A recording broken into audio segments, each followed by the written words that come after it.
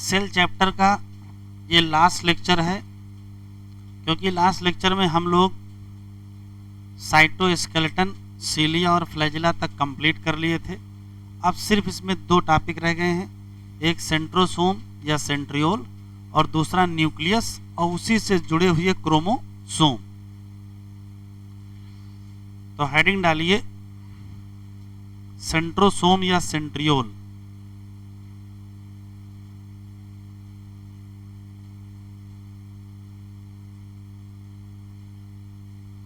Heading डालिए centrosome and centriole.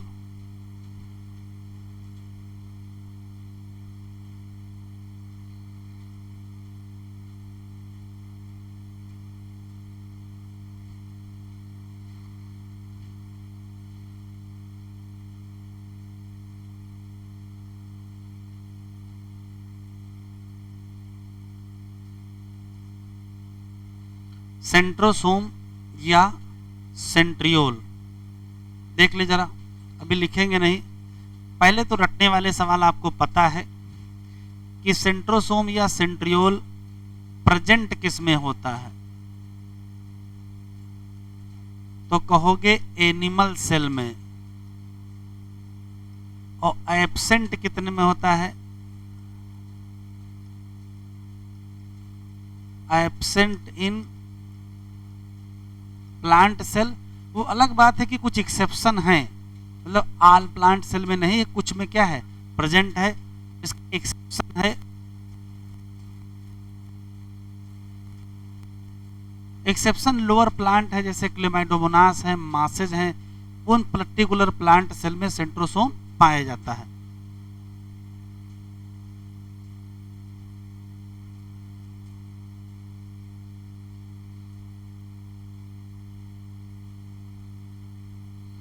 क्लेमाइडो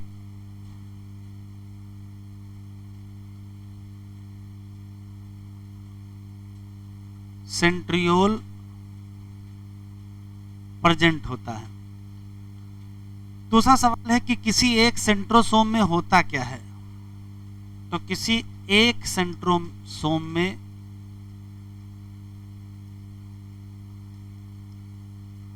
दो centriole होते हैं। सेंट्रोसोम एक होगा, सेंट्रियोल दो होंगे।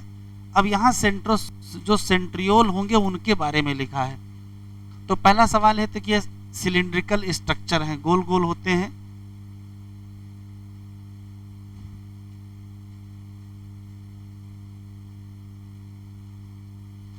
दो सेंट्रियोल हैं तो परपेंडिकुलर होंगे। अभी सुन लो फिर लिखिएगा, परपेंडिकुलर टू ईच अदर। तो जैसे मान लेते हैं कि एक सेंट्रियोल ये है और दूसरा सेंट्रियोल ये है, तो दोनों एक दूसरे के क्या होंगे परपेंडिकुलर। और खास बात ये होगी कि दोनों सेंट्रियोल के बाहर बाहर एक मटेरियल होता है,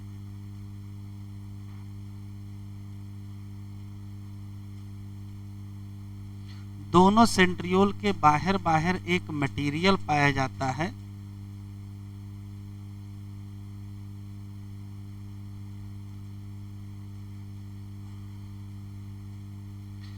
ये हो गया सेंट्रियोल और ये हो गया पेरी एमार्फस।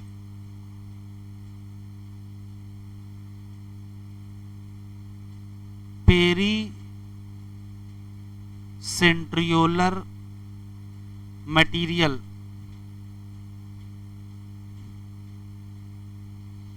तो किसी पर्टिकुलर सेंट्रोसोम, जैसे ये टोटल स्ट्रक्चर सेंट्रोसोम कहा जाएगा, इसमें दो सेंट्रियोल होंगे और सेंट्रियोल के बाहर बाहर क्या मिलेगा, एमार्फस पेरी सेंट्रियोलर मटेरियल। तो दोनों centriole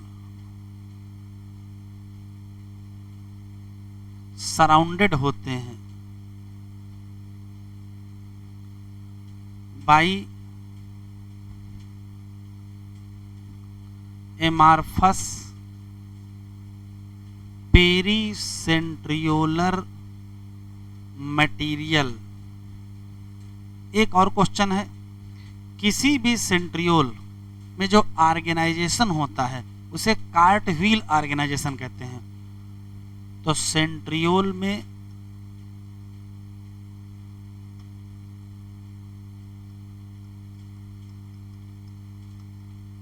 cart wheel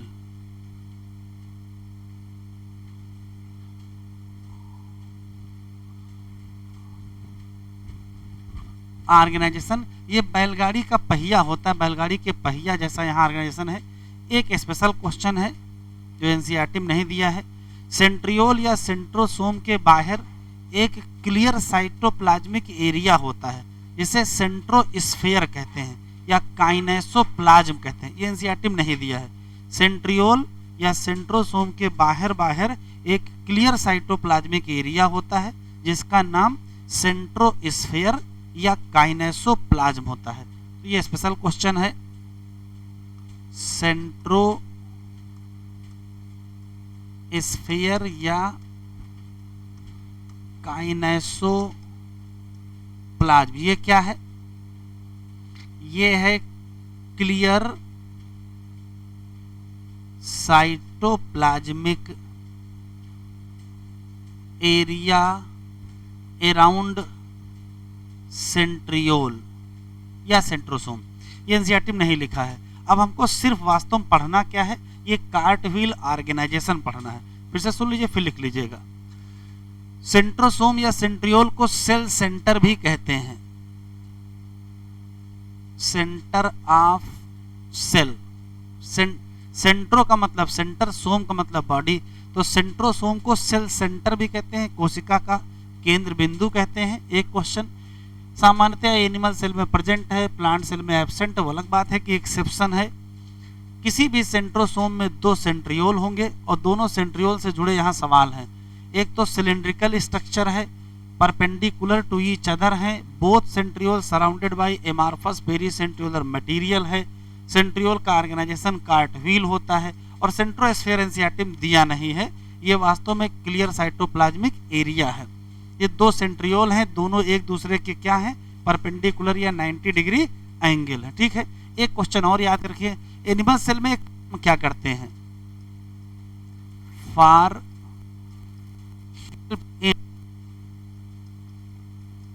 cell division, इतना लिख लीजिए।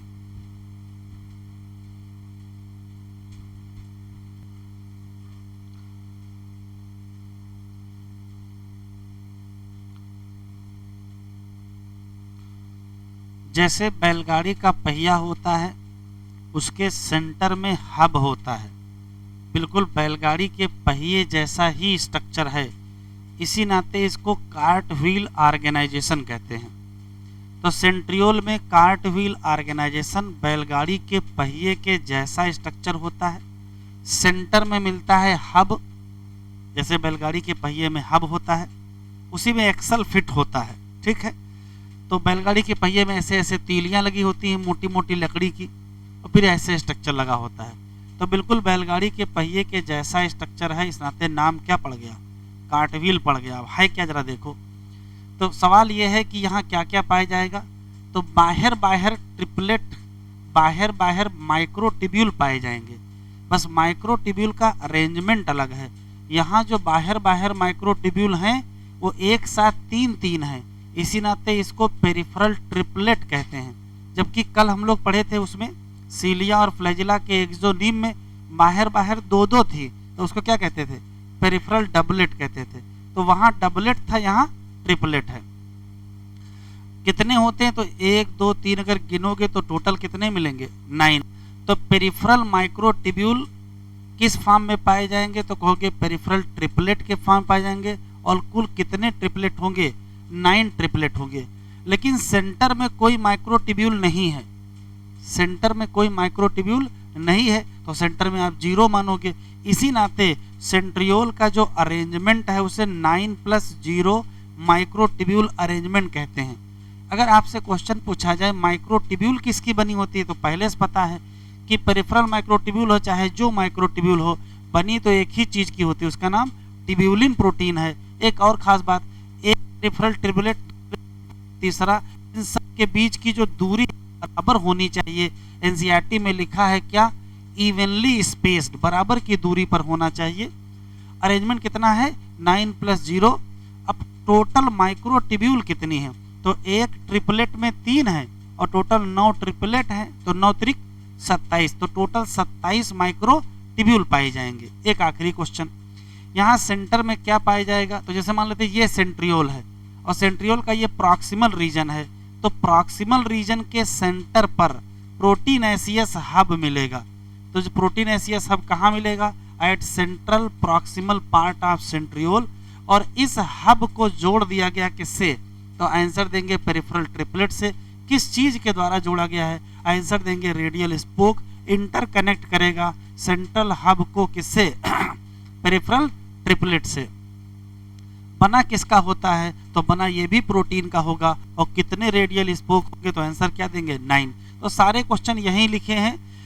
ये पेरिफेरल ट्रिपलेट है, ये पेरिफेरल ट्रिपलेट है, आपस में जुड़े होंगे किसके द्वारा, पेरिफेरल लिंकर। वहां भी लिंकर था, यहाँ भी, वहां इंटर डबलेट लिंकर था, यहाँ इंटर ट्रिपलेट लिंकर हो जाएगा, या पेरिफेरल लिंकर कहेंगे, तो इंटर ट्रिपलेट भी कह सकते हैं, इंटर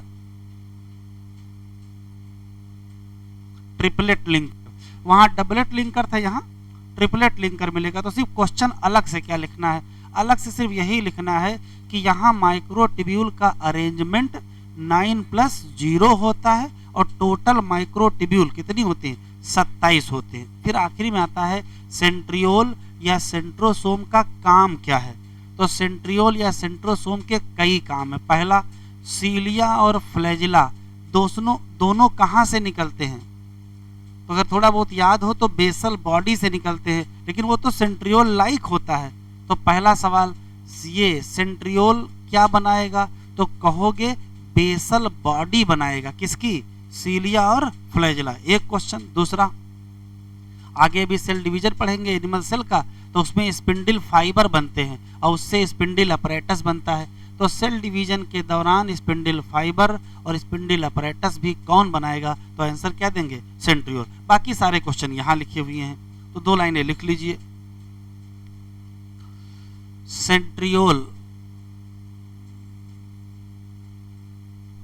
तो कहोगे 9 + 0 माइक्रोट्यूब्यूलर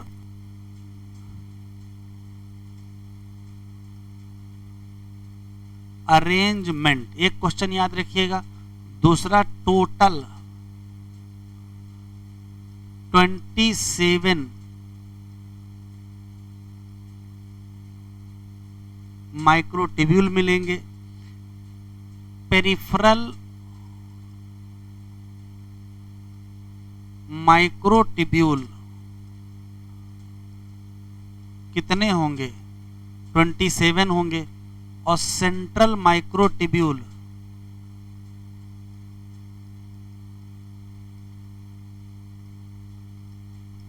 0 होंगे। और ये जो 27 होंगे वो 9 किस फॉर्म में होंगे, ट्रिपलेट। इसी चक्कर में इसका नाम क्या पड़ गया, 9 + 0 अरेंजमेंट।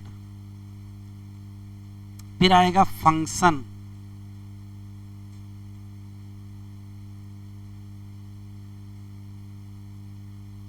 सेंट्रियोल या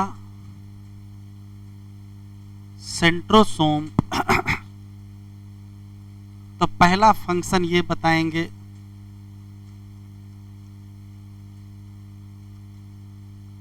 फॉर्मेशन करेंगे बेसल बॉडी किसका,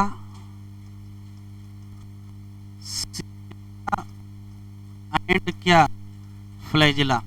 याद रखिएगा, जल्दी में न रखिएगा, सीलिया और फ्लैजिला का जो कोर है, सीलिया और फ्लैजिला का जो कोर है वहां 9 + 2 अरेंजमेंट है, लेकिन सीलिया और फ्लैजिला की जो बेसल बॉडी है वहां 9 + 0 अरेंजमेंट होगा, क्योंकि बेसल बॉडी किससे बनेगी, सेंट्रियोल से बनेगी। दूसरा है फॉर्मेशन करना है किसका, तो आंसर देंगे स्पिंडल फाइबर का या स्पिंडल अपरेटस का at cell division in animal cell. तो प्लांट सेल में तो सेंट्रियोल है नहीं या सेंट्रोसोम है नहीं, तो क्या स्पिंडल फाइबर नहीं बनेंगे? स्पिंडल फाइबर तो बनेंगे ही, तो कौन बनाएगा? तो प्लांट सेल के स्पिंडल फाइबर सीधे माइक्रोट्यूब्यूल से बनेंगे। आप समझिए, एनिमल सेल में माइक्रोट्यूब्यूल का एक बंडल है जिसका नाम सेंट्रियोल या सेंट्रोसोम है, वहीं से बनेंगे। और प्लांट सेल में माइक्रोट्यूब्यूल का बंडल नहीं है, सेंट्रियोल नहीं है, माइक्रोट्यूब्यूल तो है ना। तो अगर प्लांट सेल में स्पिंडल फाइबर पूछा जाएगा तो आंसर क्या दोगे? तो प्लांट सेल के spindle fibre arise from microtubule. तो नोट करके लिख लीजिए।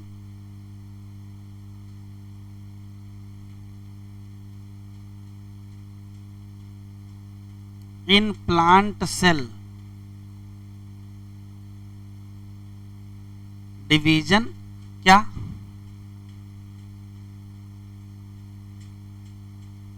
Spindle fibre form by microtubule.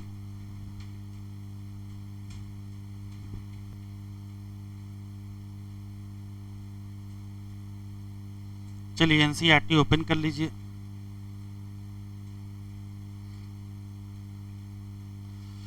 Centrosome, ये ऑर्गेनेल यूजुअली कंटेनिंग क्या? दो सिलिंड्रिकल स्ट्रक्चर, और उन सिलिंड्रिकल स्ट्रक्चर का नाम सेंट्रियोल है। Surrounded by amorphous pericentriolar material. दोनों centriole in centrosome lie perpendicular to each other. इसमें किसी भी सेंट्रियोल का ऑर्गेनाइजेशन कैसा होता है? कार्टव्हील, पिछली बार भी आया। दे आर, ये बने होते हैं किससे? तो कहोगे 9 इवनली स्पेस्ड, मतलब बराबर की दूरी है। क्या? पेरिफेरल फिब्रिल किसका बना है? Tubulin protein. और पेरिफेरल फिब्रिल का नेचर क्या है? तो आंसर क्या देंगे? ट्रिपलेट है। अगल बगल के ट्रिपलेट भी आपस में क्या रहते हैं? जुड़े रहते हैं इंटर ट्रिपलेट लिंकर के द्वारा या ब्रिज के द्वारा। ये देखो लिखा है सेंट्रल पार्ट ले लो, प्रॉक्सिमल रीजन ले लो, किसका? सेंट्रियोल का। तो यहाँ क्या मिलेगा? प्रोटीनेसियस, और इसी का नाम क्या है? हब। और हब को जोड़ दिया गया है ट्यूब्यूल ऑफ किससे? Peripheral triplet. किसके द्वारा? तो आंसर देंगे रेडियल स्पोक, जो कि बने होंगे किसके? प्रोटीन। सेंट्रियोल क्या बनाएगा? वहां लिखा है बेसल बॉडी, किसकी? चाहे सीलिया हो चाहे फ्लैजिला। और क्या बनाएगा? तो स्पिंडल फाइबर बनाएगा, और जिससे क्या बनेगा? Spindle apparatus. और कब बनेगा? सेल डिवीजन किसमें? Animal cell. तो प्लांट सेल में अभी बताया, प्लांट सेल में कौन बनाएगा? माइक्रोट्यूब्यूल। चलिए हेडिंग डालिए न्यूक्लियस।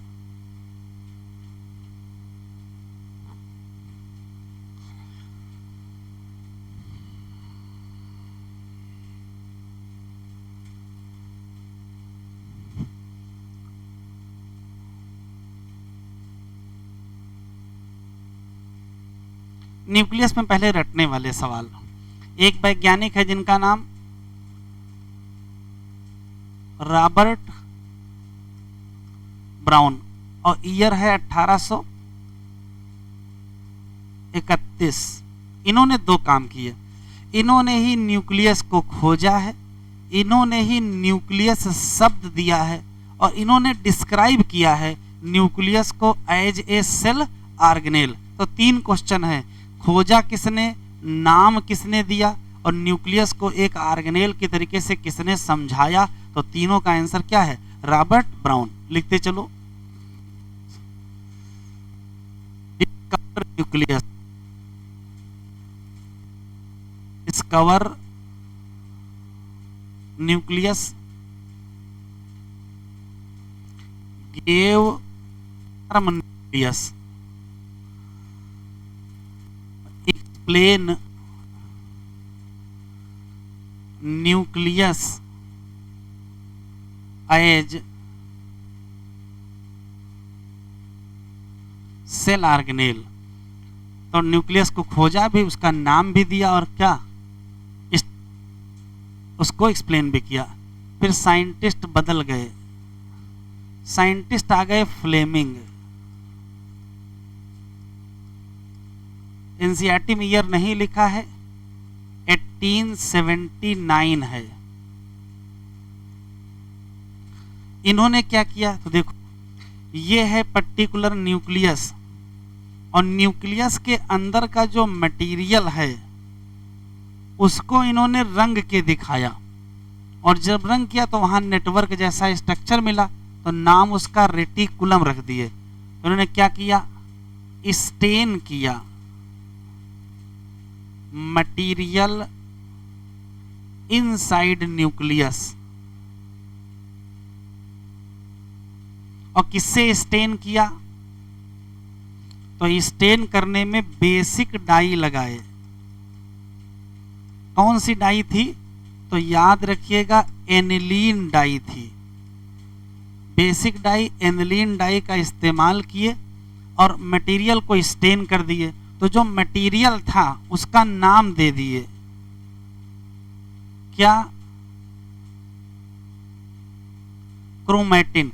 ये वही फ्लेमिंग हैं जिन्होंने माइटोसिस एक्सप्लेन किया है।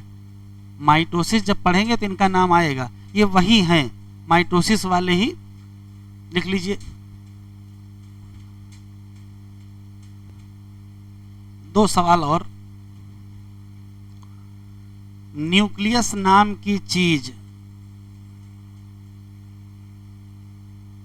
किसमें एब्सेंट है, तो आंसर देंगे प्रोकैरियोटिक सेल। और किसमें प्रेजेंट है, लिखते चलें, तो आंसर देंगे यूकैरियोटिक सेल। लेकिन इसका एक्सेप्शन है,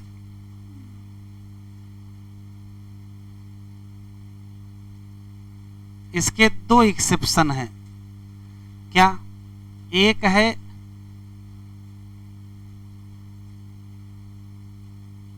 इरिथ्रोसाइट ऑफ मैमल, और दूसरा है स्यूब tube of vascular plant.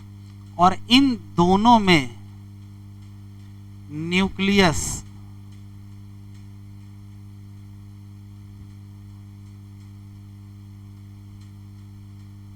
Absent है। तो कौन सी यूकैरियोटिक सेल है जिसमें न्यूक्लियस एब्सेंट है, तो आंसर देंगे इरिथ्रोसाइट और स्यूब टूल। एनसीईआरटी में क्वेश्चन पूछा है कि क्या ये लिविंग है, तो लिविंग और नॉन लिविंग होने में न्यूक्लियस का कोई नाम नहीं है। लिविंग होने की तीन शर्तें हैं, सेल होनी चाहिए, सेल के साथ मेटाबॉलिज्म होनी चाहिए। तो मेटाबॉलिज्म अगर होगी तो उसके लिए साइटोप्लाज्म होगा, ठीक है। तो न्यूक्लियस कंपलसरी नहीं है, मेटाबॉलिज्म होना कंपलसरी है, तो लिविंग मानेंगे। हाँ, अगर हम न्यूक्लियस के नंबर की बात करें,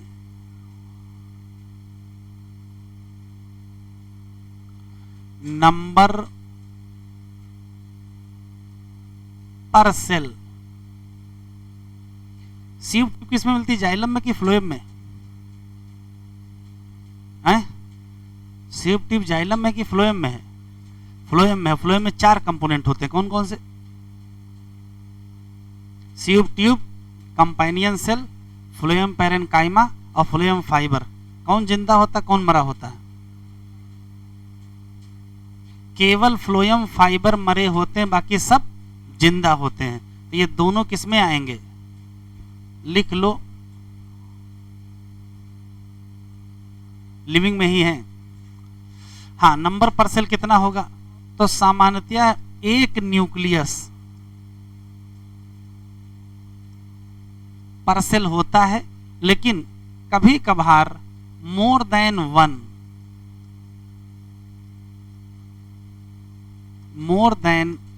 वन न्यूक्लियस पर सेल मिल जाता है। अब मोर देन वन के एग्जाम्पल याद रखने हैं। तो एक तो पैरामीशियम याद रखोगे, अभी जल्दी आया है। इसमें कितने न्यूक्लियस हैं? दो न्यूक्लियस हैं। एक डाइकैरियन सेल,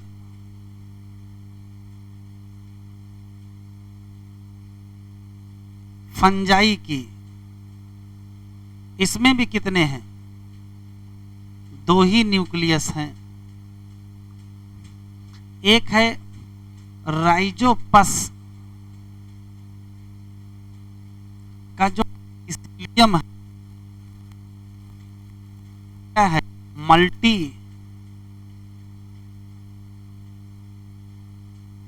न्यूक्लिएटेड है। और स्केलेटल मसल सेल, ये भी क्या है?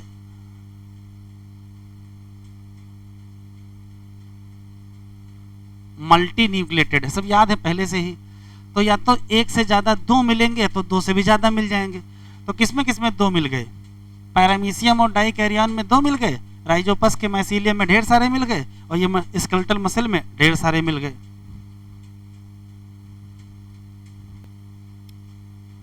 एनसीईआरटी में स्ट्रक्चर से जुड़ा एक शब्द लिखा है इंटरफेज न्यूक्लियस।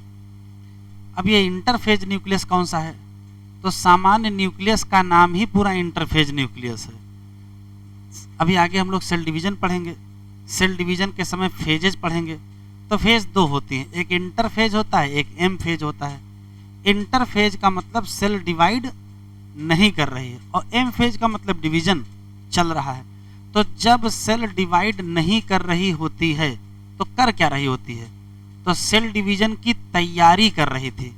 उसी दौरान सेल के अंदर न्यूक्लियस दिखाई पड़ेगा।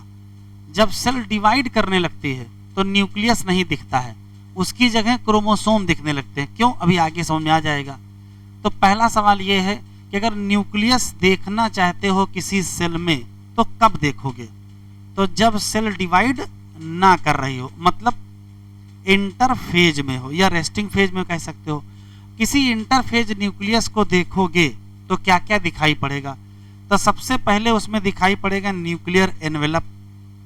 अब न्यूक्लियर एनवेलप ने क्या कर रखा होगा? बाउंड कर रखा हो मैट्रिक्स को। मैट्रिक्स को कहते हैं न्यूक्लियोप्लाज्म। और उसी के अंदर दो चीजें मिलेंगे, एक या दो से ज्यादा न्यूक्लियोलाई मिलेंगे। अगर एक मिलेगा तो न्यूक्लियोलस कहेंगे, दो मिल गए, ज्यादा मिल गए तो न्यूक्लियोलाई कहेंगे। और एक नेटवर्क मिलेगा जिसको क्रोमैटिन। तो क्या क्या मिलेगा? न्यूक्लियर एनवेलप मिलेगा, न्यूक्लियोप्लाज्म मिलेगा, न्यूक्लियोलाई मिलेगा और क्रोमैटिन मिलेंगे। हमको सबके बारे में दो दो तीन तीन क्वेश्चन पढ़ना है। पहला हमें न्यूक्लियर एनवेलप के बारे में बात करना है। अगर डायग्राम को ध्यान से देखेंगे तो न्यूक्लियर मेम्ब्रेन या न्यूक्लियर एनवेलप डबल मेम्ब्रेन है। अब यह डबल मेम्ब्रेन देखने के लिए इलेक्ट्रॉन माइक्रोस्कोप से देखना पड़ेगा। तो यहाँ भी एनसीईआरटी में लिखा है कि न्यूक्लियर का जो एनवेलप है वो डबल मेम्ब्रेन में होता है। ये इलेक्ट्रॉन माइक्रोस्कोप में दिखाई पड़ा। अब जब इलेक्ट्रॉन से देख रहे हैं तो स्पष्ट दिखाई पड़ जाएगा। तो दिखाई क्या पड़ा? दिखाई पड़ा कि दो मेम्ब्रेन, ये दो मेम्ब्रेन ऐसे पैरेलल मेम्ब्रेन है, ये बाहर वाली मेम्ब्रेन, ये अंदर वाली मेम्ब्रेन। अब दोनों मेम्ब्रेन दिखाई पड़ गए तो बीच का स्पेस भी दिखाई पड़ गया। स्पेस का नाम पेरी न्यूक्लियर स्पेस, और इसका डाटा भी याद रखेंगे कितना? 10 से 50 नैनोमीटर। तो दो मेम्ब्रेन होती हैं, दोनों पैरेलल होती हैं, उसके बीच स्पेस होता है। ये सब आपको कब दिखाई पड़ेगा? ये सब आपको इलेक्ट्रॉन माइक्रोस्कोप में दिखाई पड़ेगा। और क्या दिखाई पड़ेगा? क्योंकि इलेक्ट्रॉन से ही देख रहे हैं तो जो आउटर मेम्ब्रेन है, इस आउटर मेम्ब्रेन पर क्या मिलेंगे? तो आउटर मेम्ब्रेन पर मिल जाएंगे राइबोसोम। तो आउटर मेम्ब्रेन पर राइबोसोम, चूंकि वो भी इलेक्ट्रॉन में ही दिखते हैं। और ये भी पता चल जाएगा कि आउटर मेम्ब्रेन कंटिन्यू है किससे, एंडोप्लाज्मिक रेटिकुलम, और उस पे भी शुरुआत में क्या मिलेंगे, राइबोसोम मिलेंगे। तो सब इलेक्ट्रॉन से ही दिखाई पड़ा। एनवेलप में ही क्वेश्चन है, एनवेलप देखने के लिए इलेक्ट्रॉन माइक्रोस्कोप चाहिए। इलेक्ट्रॉन माइक्रोस्कोप कहती है कि दो लेयर हैं, दोनों एक दूसरे के पैरेलल हैं, दोनों के बीच स्पेस है 10 से 50 नैनोमीटर का। देखो नैनोमीटर है, यहाँ माइक्रोमीटर नहीं है, दो ही जगह नैनोमीटर है। हाँ, आउटर मेम्ब्रेन कंटिन्यू है किससे, एंडोप्लाज्मिक रेटिकुलम से, और इसके साथ आउटर मेम्ब्रेन पे ही क्या मिलेंगे, तो राइबोसोम मिलेंगे। चूंकि इलेक्ट्रॉन माइक्रोस्कोप से देख ही रहे तो देखो क्या दिखाई पड़ गया, दिखाई ये पड़ गया कि जैसे ये दो मेम्ब्रेन है और ये दो मेम्ब्रेन है, ये आउटर और इनर मेम्ब्रेन है। कुछ जगहों पर दोनों मेम्ब्रेन एक दूसरे से फ्यूज कर गई, आउटर और इनर मेम्ब्रेन एक दूसरे से फ्यूज कर गई, तो वहां बन गया क्या, पोर। अब पोर का नाम क्या है, न्यूक्लियर पोर। दोनों न्यूक्लियर एनवेलप और न्यूक्लियर पोर के काम अलग अलग हैं। एनवेलप का काम है बैरियर बनाओ, क्योंकि यहाँ क्या है, न्यूक्लियोप्लाज्म, और यहाँ क्या है, साइटोप्लाज्म। तो न्यूक्लियोप्लाज्म और साइटोप्लाज्म के बीच बैरियर कौन बनाएगा, न्यूक्लियर एनवेलप। लेकिन आदान प्रदान भी तो होना है भाई, न्यूक्लियस से कुछ निकल के साइटोप्लाज्म में आना है, या साइटोप्लाज्म से कुछ न्यूक्लियस के अंदर जाना है, तो रास्ता भी तो होना चाहिए। तो नेचर ने व्यवस्था की है, क्या बनाया है, न्यूक्लियर पोर। कैसे बना है, तो कहोगे form by fusion of nuclear membrane action.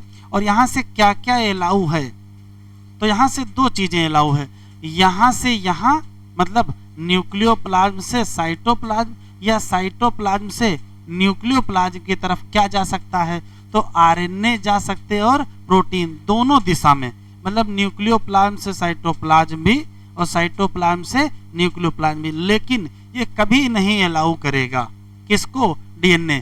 कभी भी यहाँ का डीएनए निकल के कहाँ नहीं आ पाएगा, तो आंसर देंगे साइटोप्लाज्म। कितना सुनाए हैं, किसी भी सेल में न्यूक्लियस हमको दिखता कब है, इंटरफेज में। ऐसे न्यूक्लियस को इंटरफेज न्यूक्लियस कहते हैं, और उसमें हमको चार चीजें दिखाई पड़ेंगी। एनवेलप दिखाई पड़ेगा, उसका मैट्रिक्स या न्यूक्लियोप्लाज्म दिखाई पड़ेगा, उसमें न्यूक्लियोलस या न्यूक्लियोलाई दिखाई पड़ेंगे, और उसमें क्रोमेटिन दिखेगा। पहला सवाल। एनवेलप में बहुत सारे क्वेश्चन है, इलेक्ट्रॉन माइक्रोस्कोप से ही दिखाई पड़ेगा कि डबल मेम्ब्रेन है, दोनों एक दूसरे के पैरेलल हैं, दोनों के बीच स्पेस है 10 से 50 नैनोमीटर है, नाम पेरी न्यूक्लियर स्पेस है। काम क्या है, तो इस पर्टिकुलर न्यूक्लियर एनवेलप का काम है बैरियर बनाना। लेकिन कुछ जगहों पर दोनों मेम्ब्रेन, बाहर वाली और अंदर वाली फ्यूज कर गई, तो वहां बन गया पोर। नाम क्या, न्यूक्लियर पोर। काम क्या, अलाउ कर रो ट्रांसपोर्ट को, किसको किसको, आरएनए को और प्रोटीन को, दोनों दिशाओं में। दोनों मतलब साइटोप्लाज्म से न्यूक्लियोप्लाज्म या न्यूक्लियोप्लाज्म से साइटोप्लाज्म। फिर सवाल आएगा कि किसको अलाउ नहीं करेंगे, तो याद रखेंगे डीएनए को अलाउ नहीं करेंगे। हम लिख रहे हैं, आप लिख डालिए।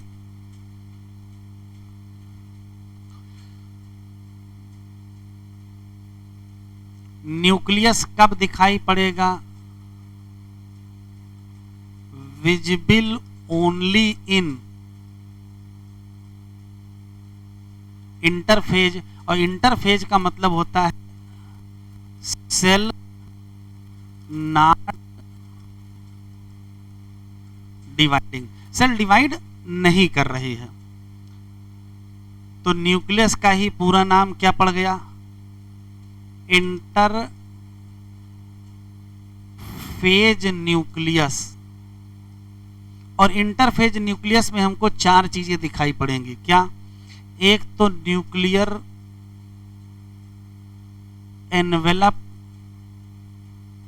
दूसरी चीज न्यूक्लियोप्लाज्म, तीसरी चीज न्यूक्लियोलस या न्यूक्लियोलाई, और चौथी है क्रोमैटिन। न्यूक्लियस में क्या नहीं दिखाई पड़ेगा, तो क्रोमोसोम नहीं दिखाई पड़ेंगे। न्यूक्लियस में कभी क्रोमोसोम दिखाई नहीं पड़ेंगे। अगर क्रोमोसोम दिख गए तो न्यूक्लियस नहीं दिखेगा, एक ही चीज दिखाई पड़ेगी। तो कभी न्यूक्लियस के अंदर क्रोमोसोम मत फिट कर देना, हमें एक एक करके पढ़ना है। पहले पढ़ेंगे क्या, न्यूक्लियर एनवेलप। तो सबसे पहले देखेंगे किससे, इलेक्ट्रॉन माइक्रोस्कोप से। तो पता चलेगा कि दो क्या हैं, न्यूक्लियर मेम्ब्रेन है। दो न्यूक्लियर मेम्ब्रेन है और दोनों एक दूसरे के क्या हैं, पैरेलल हैं।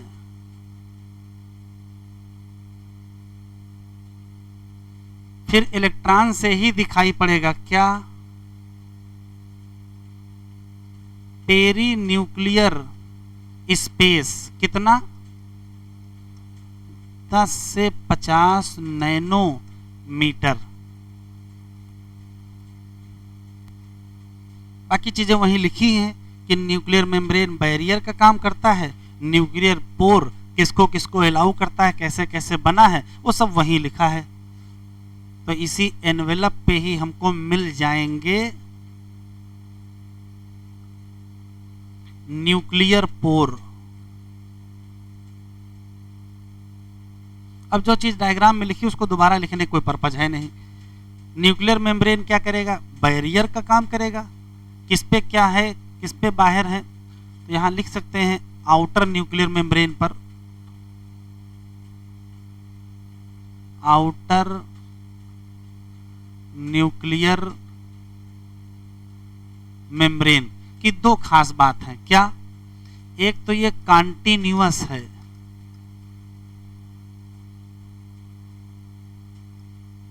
किससे, विद एंडोप्लाज्मिक रेटिकुलम। और एक खास बात है, हैव राइबोसोम।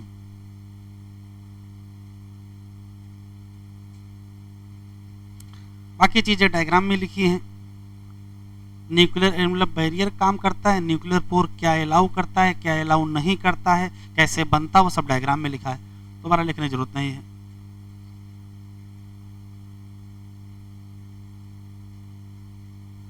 बढ़े आगे।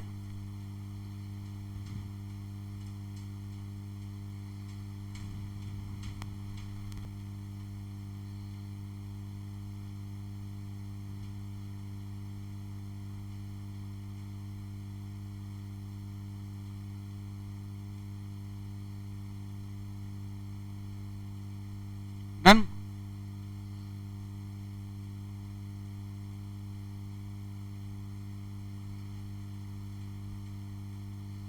वापस देखते हैं।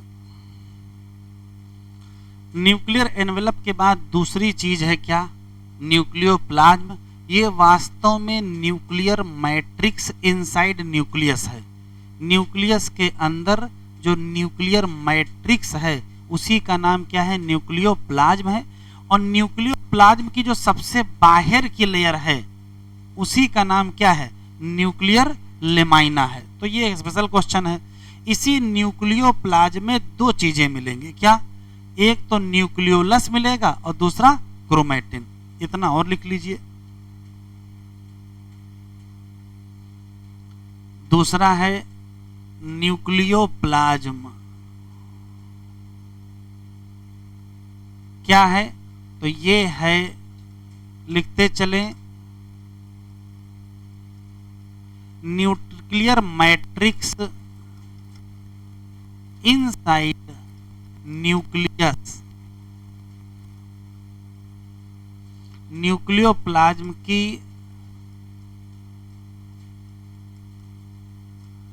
आउटर मोस्ट लेयर का ही नाम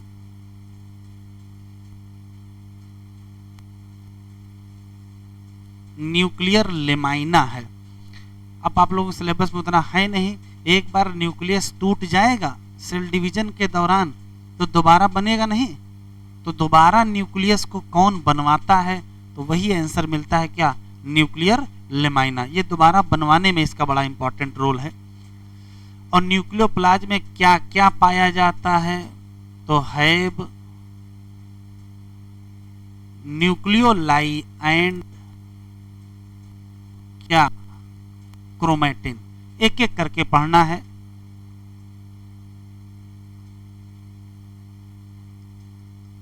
न्यूक्लियोलाई या न्यूक्लियोलस, डायग्राम जरा देख लीजिए।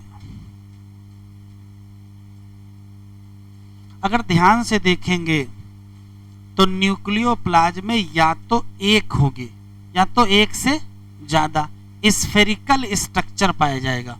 इसी स्फेरिकल स्ट्रक्चर का नाम एक होगा तो न्यूक्लियोलस, और अगर एक से ज्यादा होंगे तो न्यूक्लियोलाई। सबसे खास बात यह है कि हमने इसको डाटेड बना रखा है, इसको ऐसे नहीं बना रखा है। अगर हम ऐसे बना देते तो मेम्ब्रेन आ जाती, तो ये डाटेड बना रखा क्योंकि यहाँ मेम्ब्रेन नहीं है। अब आप सोचो कि अगर यहाँ मेम्ब्रेन नहीं होगी तो जो यहाँ न्यूक्लियोप्लाज्म है और इसके अंदर का जो कंटेंट है वो दोनों आपस में क्या रहेंगे, मिले रहेंगे। तो न्यूक्लियोप्लाज्म और कंटेंट ऑफ न्यूक्लियोलस आपस में क्या रहते हैं, मिले रहते हैं। क्यों? क्योंकि न्यूक्लियोलस पे कोई मेम्ब्रेन नहीं पाई जाती। ये तो हो गया स्ट्रक्चर। अब आता फंक्शन। ये जो न्यूक्लियोलस होते हैं इसके असली काम है यहाँ राइबोसोमल आरएनए की सिंथेसिस होती है। अब राइबोसोमल आरएनए बना के करोगे क्या, तो भाई राइबोसोमल आरएनए से बनाएंगे राइबोसोम, और जब राइबोसोम बनाओगे तो क्या करोगे, प्रोटीन बनाओगे। तो किसी भी पर्टिकुलर सेल में, किसी भी पर्टिकुलर सेल के न्यूक्लियस में न्यूक्लियोलस बड़ा होगा या छोटा होगा, या एक होंगे या कई होंगे, ये किस पर डिपेंड करेगा, ये सिर्फ इस पर डिपेंड करेगा कि सेल प्रोटीन बना कैसी रही। अगर सेल को प्रोटीन कम बनानी होगी तो एक ही न्यूक्लियोलस से काम चल जाएगा, और अगर ज्यादा बनानी होगी तो ज्यादा, तो मोर न्यूमरस रखने पड़ेंगे और फिर बड़े बड़े रखने पड़ेंगे। तो ढेर सारे न्यूक्लियोलाई हों और बड़े बड़ी हों, इसका मतलब सेल क्या कर रही है, प्रोटीन बनाने में इन्वॉल्व है। और अगर एक ही न्यूक्लियस हो भी छोटा सा है न्यूक्लियोलस, तो किसका मतलब क्या है, प्रोटीन में कम इन्वॉल्व, बनाना तो पड़ेगा ही, ऐसा तो है नहीं कि प्रोटीन ना बनाना हो। तो किसी सेल में लार्ज एंड न्यूमरस न्यूक्लियोलाई अगर दिख रही हैं तो इसका मतलब क्या है, इसका मतलब है कि सेल एक्टिव पार्टिसिपेट कर रही किसमें, प्रोटीन की सिंथेसिस में। तो 4 क्वेश्चन हैं। ये भी हमें कब दिखाई पड़ेगा, इंटरफेज में ही तो दिखाई पड़ेगा।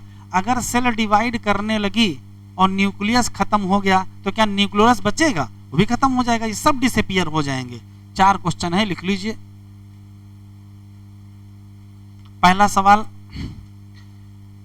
एक या मोर देन वन क्या पाए जाएंगे, स्फेरिकल बॉडीज इन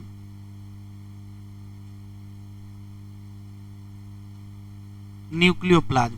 एक या एक से ज्यादा स्फेरिकल बॉडी जो न्यूक्लियोप्लाज्म में पाई जाएंगी उसी का नाम, अगर एक से ज्यादा होंगे तो न्यूक्लियोलाई कहोगे और एक होगा तो न्यूक्लियोलस कहोगे। पहला सवाल काहे के लिए है, हाँ एक तो क्वेश्चन है, not bounded by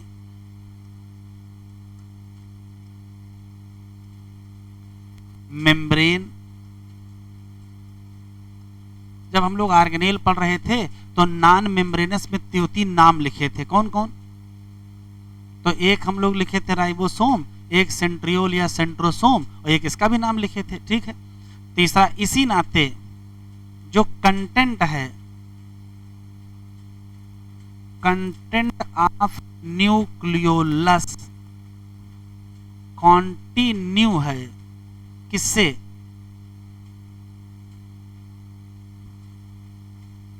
with nucleoplasm. एक और काहे के लिए है, प्लेस फॉर, याद रखिएगा, active ribosomal RNA synthesis, bracket में RNA लिख लीजिए। तो इससे बनाओगे क्या? तो इससे तो राइबोसोम ही बनेगा। सबसे इंपॉर्टेंट, ढेर सारे और बड़े बड़े न्यूक्लियोलाई अगर सेल में हैं तो इसका मतलब क्या है? इसका एक ही मतलब है कि सेल किसमें इन्वॉल्व है? प्रोटीन सिंथेसिस में। ये कल large and more numerous nucleoli in cell, इसका मतलब क्या है? सेल एक्टिव है किसमें? प्रोटीन की सिंथेसिस में।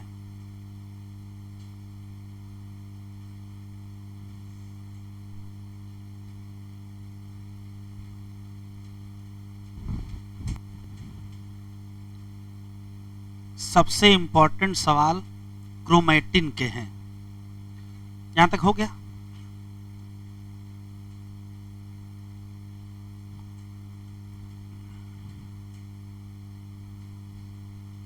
देखिए जरा, न्यूक्लियर एनवेलप पढ़ लिया है, न्यूक्लियोप्लाज्म पढ़ लिया, न्यूक्लियोलाई पढ़ लिया, अब सिर्फ क्रोमैटिन बचा है।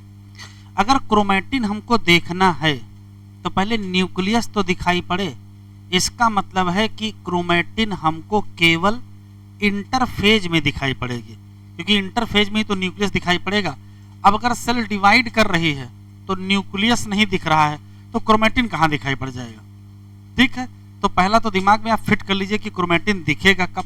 तो कहोगे क्रोमैटिन हमको इंटरफेज न्यूक्लियस में ही दिखाई पड़ेगा, और सेल डिवाइड करने लगेगा तो क्रोमैटिन नहीं दिखाई पड़ेगा। तो क्यों नहीं दिखाई पड़ेगा? कहाँ चला जाता है? और क्रोमैटिन वास्तव में है क्या, तो समझना है। अभी लिखेंगे नहीं, देखेंगे।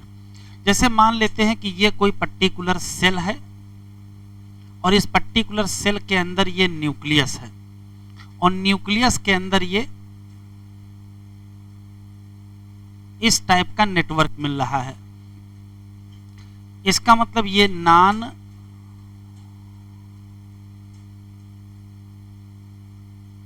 डिवाइडिंग सेल है, या एट क्या कह सकते हो, इंटरफेज कह सकते हैं। इस सेल में हमको क्या क्या दिखाई पड़ गया? तो इस सेल में दो चीजें दिखाई पड़ गई, न्यूक्लियस भी दिख गया और इसमें हमको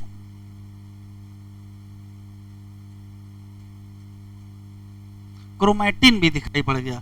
तो न्यूक्लियस भी दिख रहा है, क्रोमैटिन भी दिख रहा है, और इस सेल का नाम इंटरफेज स्टेज ऑफ सेल कहेंगे। लेकिन कभी ना कभी तो डिवीजन होगा ही। तो जैसे ही डिवीजन होगा वैसे कहानी बदल जाएगी। देखो क्या होगा, सेल तो जैसे थी वैसे ही है, सेल मेम्ब्रेन थी वैसे भी है। सेल डिवीजन में आ गई है, मतलब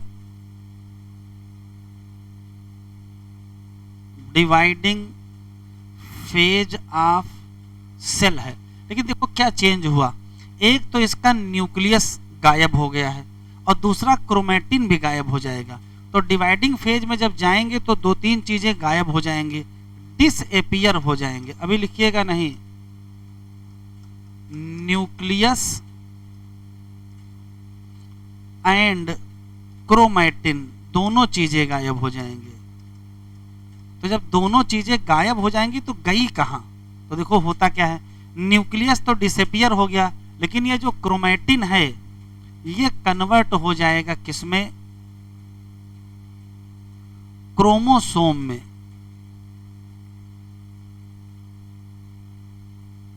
तो सवाल यह है कि क्या डिसअपियर हुआ और क्या एपियर हुआ? तो कह दोगे एपियर हो गए क्रोमोसोम। कल को सेल डिवीजन खत्म हो जाएगा, तो सेल डिवीजन खत्म हो जाएगा तो स्थिति वापस आ जाएगी। कहने का मतलब है कि फिर से क्या बन जाएगा? न्यूक्लियस, और फिर से क्या बन जाएगा? क्रोमैटिन। तो अगर इधर से इधर जा रहे हैं तो ये घटना होती है कंडेंसेशन। घटना होती है कंडेंसेशन, और अगर इधर से इधर आ रहे हैं तो इसे कहते हैं डीकंडेंसेशन। कंडेंसेशन का मतलब होता है कि क्रोमैटिन से क्या बना लिया, क्रोमोसोम, और डीकंडेंसेशन का मतलब होता है कि क्रोमोसोम से क्या बना लिया, क्रोमैटिन। तो ये क्या है, तो ये है क्रोमैटिन 2 क्रोमोसोम, और ये क्या है, क्रोमोसोम 2 क्रोमैटिन। जब सेल इंटरफेज में होगा तो क्या विजिबल होगा, तो न्यूक्लियस और क्रोमैटिन दोनों क्या होंगे, विजिबल होंगे। और जैसे ही सेल डिवीजन फेज में गई, न्यूक्लियस और क्रोमैटिन दोनों क्या हो जाएंगे, डिसअपीयर हो जाएंगे। और क्या अपीयर हो जाएगा, क्रोमोसोम। किस प्रोसेस से, तो आंसर देंगे कंडेंसेशन। क्रोमैटिन से क्या बन जाएगा, क्रोमोसोम। और सेल डिवीजन हो गया, वापस फिर इस फेज में आएंगे, तो जैसे इस फेज में आएंगे क्रोमोसोम से क्या बन जाएगा, क्रोमैटिन। तो या तो हमको सेल में क्या मिलेगा, क्रोमैटिन, और या तो सेल में मिलेगा क्रोमोसोम। ये डिपेंड करेगा स्थिति क्या है। अगर सेल डिवाइड कहीं कर रही है, अभी तैयारी कर रही है, तो हमको न्यूक्लियस मिलेगा, क्रोमैटिन मिलेगा। और सेल डिवीजन शुरू हो गया, न्यूक्लियस खत्म हो जाएगा और क्रोमैटिन किसमें कन्वर्ट हो जाएगा, क्रोमोसोम। कल को सेल डिवीजन खत्म हो जाएगा तो फिर से वापस क्या हो जाएगा, न्यूक्लियस बन जाएगा और उसके अंदर क्रोमैटिन। बनाओ।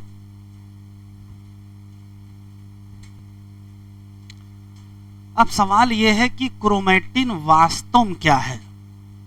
क्रोमैटिन, तो क्रोमा का मतलब होता है कलर और टिन का मतलब होता है नेटवर्क। ये वास्तव में नेटवर्क है जिसके ऊपर कलर स्टेनिंग हो गई है, उसी का नाम क्या पड़ गया, क्रोमैटिन। तो किसी पर्टिकुलर इंटरफेज न्यूक्लियस के न्यूक्लियोप्लाज्म में एक नेटवर्क फैला हुआ है, उसी नेटवर्क का नाम क्या रख दिया गया, क्रोमैटिन रख दिया गया। लेकिन वास्तव में है क्या, तो एनसीईआरटी में लिखा है कि ये न्यूक्लियो प्रोटीन का नेटवर्क है जो आसानी से दिखाई नहीं पड़ता है। इसी नाते एनसीईआरटी में लिखा है इनडिस्टिंक्ट। डिस्टिंक्ट का मतलब स्पष्ट दिखाई पड़ना और इनडिस्टिंक्ट का मतलब स्पष्ट दिखाई ना पड़ना। तो एनसीईआरटी में इसकी दो डिफिनीशन दी हैं। पहली डिफिनीशन में लिखा है elaborated extended network of nucleoprotein, और दूसरे में लिखा है loose indistinct network of nucleoprotein. इसका मतलब ये वास्तव में क्या है, न्यूक्लियो प्रोटीन के फाइबर हैं। तो न्यूक्लियो अलग कर देते हैं और प्रोटीन अलग कर देते हैं। न्यूक्लियो के नाम पर क्या होगा,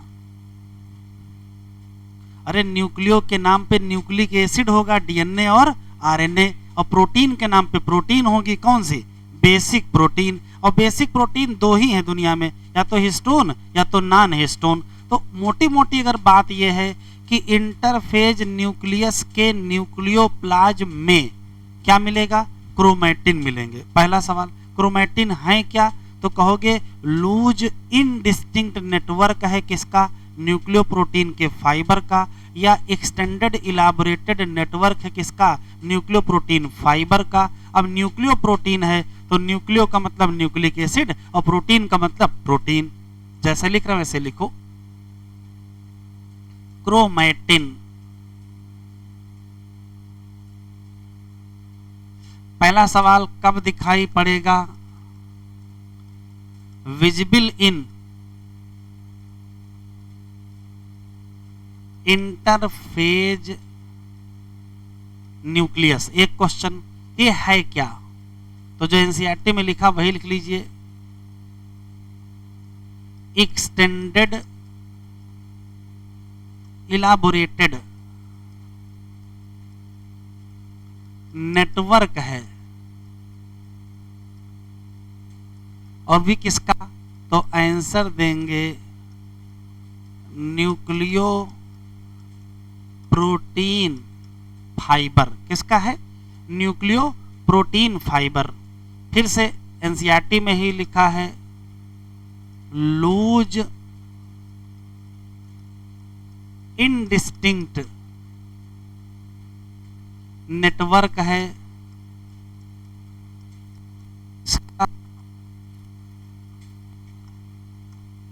वही न्यूक्लियोप्रोटीन फाइबर। अगर आपसे कहा जाए कि ये न्यूक्लियोप्रोटीन है तो आपको अलग करना पड़ेगा। न्यूक्लियो अलग कर दीजिए, प्रोटीन अलग कर दीजिए। न्यूक्लियो के नाम पर मिलेगा यहां डीएनए और क्या मिलेगा, आरएनए। और प्रोटीन के नाम पर मिलेंगे हिस्टोन प्रोटीन और नॉन हिस्टोन प्रोटीन।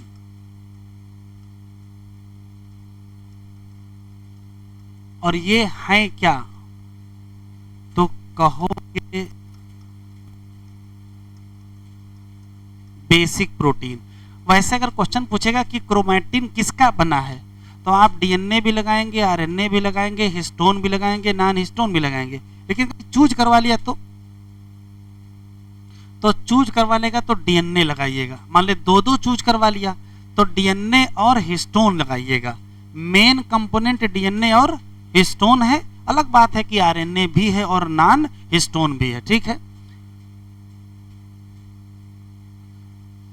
अब सवाल ये है, अभी मैंने बताया कि किसी पर्टिकुलर न्यूक्लियस में क्या है, क्रोमैटिन। और इसी क्रोमैटिन से बाद में क्या बनेंगे, क्रोमोसोम बनेंगे। और क्रोमैटिन में क्या है, डीएनए है। तो यही डीएनए हमको कहां मिलेगा, क्रोमोसोम में भी मिलेगा। कितना लंबा डीएनए है, तो एनसीईआरटी में लिखा है कि ये 2.2 मीटर है, 2.2 मीटर लॉन्ग डीएनए है। और जब इससे क्रोमोसोम बनेंगे तो कितने क्रोमोसोम बनेंगे, तो 46 क्रोमोसोम बनेंगे। ये डिप्लॉयड सेल की बात हो रही है। डिप्लॉयड सेल का मतलब 2n। तो यदि कोई डिप्लॉयड ह्यूमन सेल है तो उसमें 2.2 मीटर लंबा डीएनए होगा। और कल को जब यही डीएनए क्रोमैटिन में होगा ही, ये क्रोमोसोम में कन्वर्ट होगा। तो इसी डीएनए से कितने क्रोमोसोम बनाए जाएंगे, 46 क्रोमोसोम। लिख लीजिए, एनसीईआरटी में लिखा है।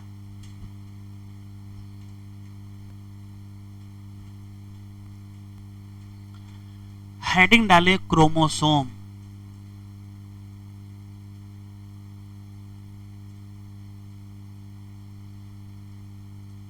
पहला सवाल, क्रोमोसोम हमको कब दिखाई पड़ेगा। भैया मुलाकात बाद में कर लेना, हाथ हाथ बाद में मिला लेना। इधर बैठ जाओ इनके साथ है। क्रोमोसोम कब दिखाई पड़ेगा, तो कहोगे ओनली विजिबल। लिखते चले, इन डिवाइडिंग सेल। केवल डिवाइडिंग सेल में ही दिखाई पड़ेगा, नॉन डिवाइडिंग में नहीं दिखाई पड़ेगा। कैसे बना था,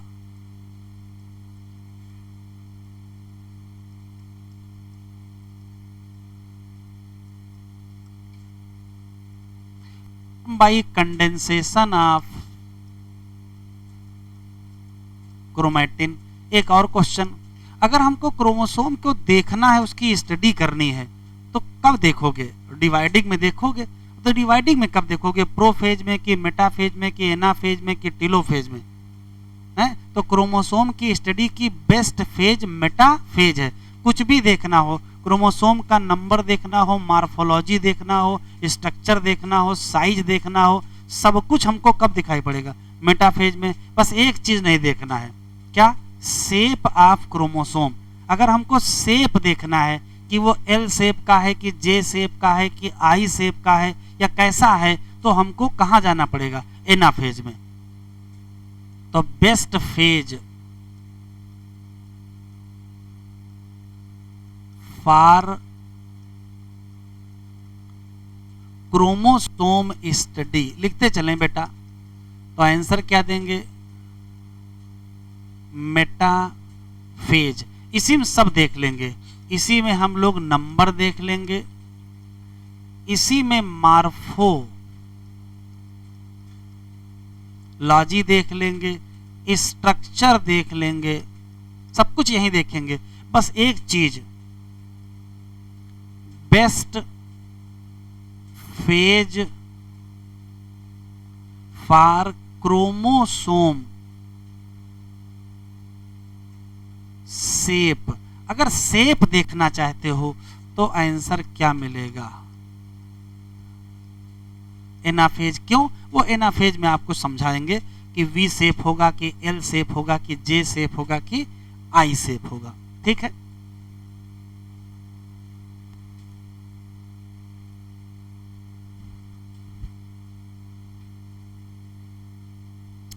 छोटे से 2-3 डायग्राम बना लेते हैं, वो बना लीजिए, फिर आपको स्ट्रक्चर से एक्सप्लेन कर देते हैं।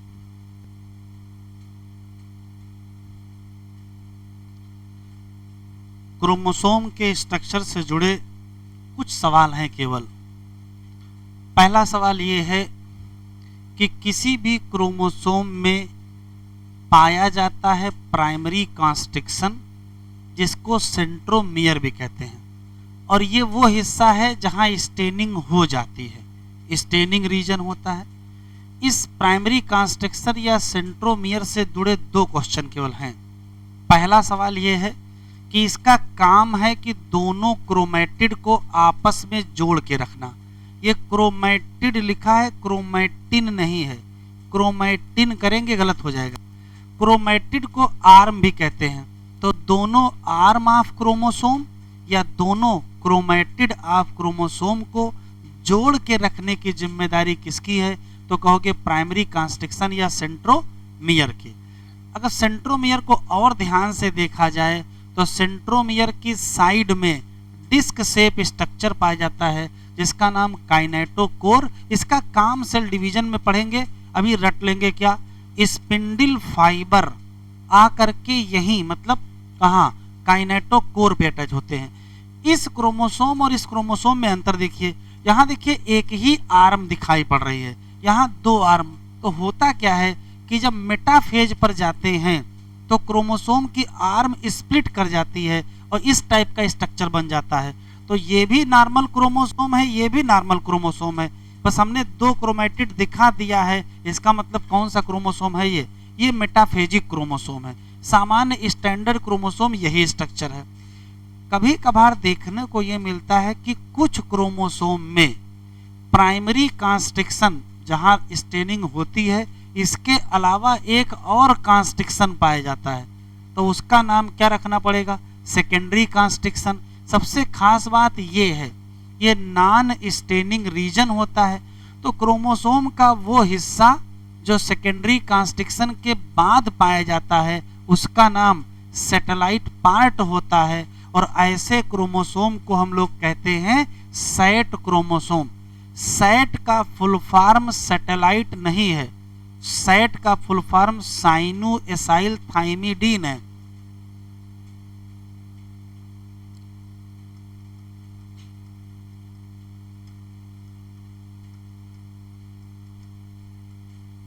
Set full form sino acyl thymidine है।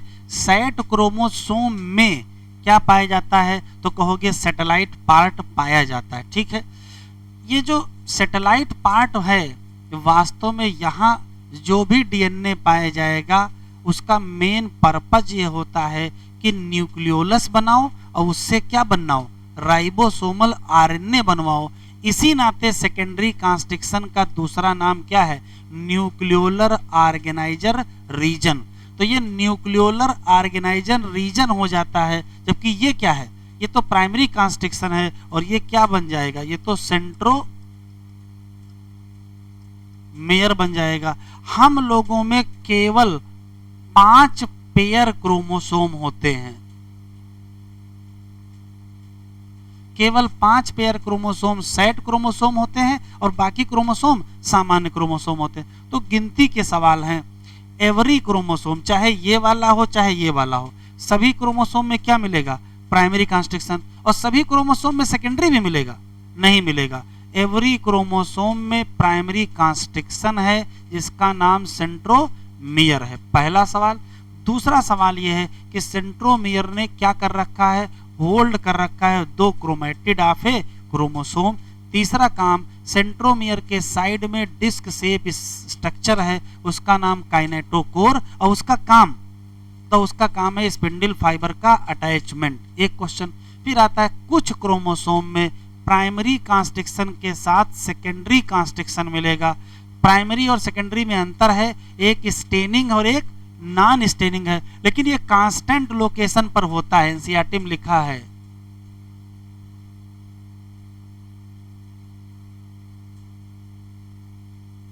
कांस्टेंट लोकेशन पर होता है। जो नॉन स्टेनिंग सेकेंडरी कॉन्स्ट्रिक्शन है उसके बाद का जो हिस्सा होगा उसका नाम सैटेलाइट पार्ट कहोगे।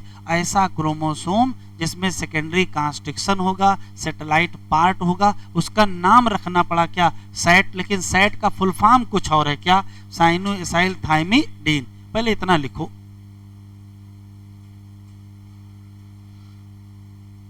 Every chromosome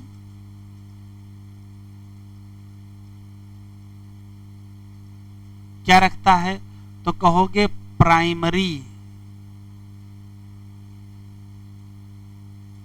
constriction, primary constriction रखता है। और प्राइमरी कॉन्स्ट्रिक्शन कहते क्या है, सेंट्रोमियर, और जो कि होता क्या है, स्टेनिंग होता है, स्टेनिंग शो करता है। सेंट्रोमियर से जुड़े दो क्वेश्चन, क्या, पहले तो ये होल्ड करेगा टू क्रोमेटिड,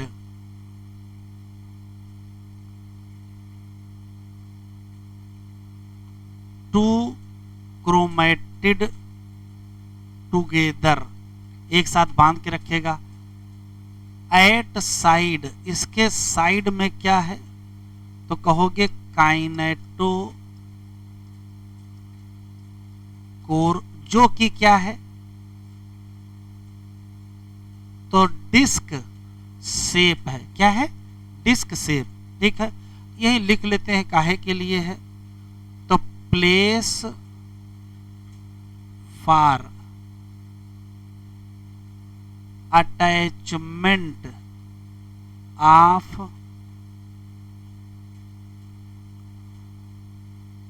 स्पिंडल फाइबर। फिर लिखा है सम क्रोमोसोम,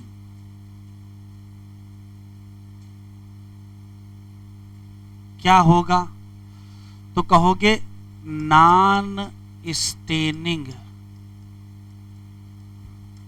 क्या मिल गया, सेकेंडरी कॉन्स्ट्रिक्शन। और इस नॉन स्टेनिंग सेकेंडरी कॉन्स्ट्रिक्शन के चक्कर में क्या बन गया, स्मॉल पार्ट बन गया, उसका नाम satellite. Small part above it को कहा क्या गया,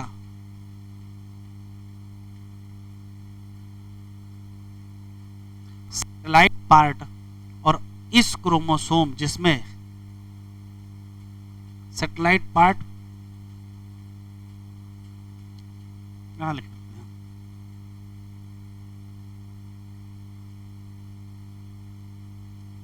क्रोमोसोम विद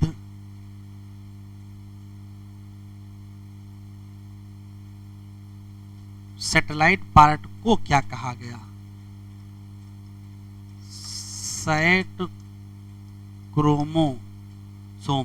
ये बताओ सैट क्रोमोसोम में प्राइमरी कॉन्स्ट्रिक्शन होगा कि नहीं होगा, तो प्राइमरी तो होना ही होना है, बस सेकेंडरी में कन्फर्म है कि किसी में होगा और किसी में नहीं होगा। होगा तो सैट क्रोमोसोम, नहीं होगा तो नॉर्मल क्रोमोसोम।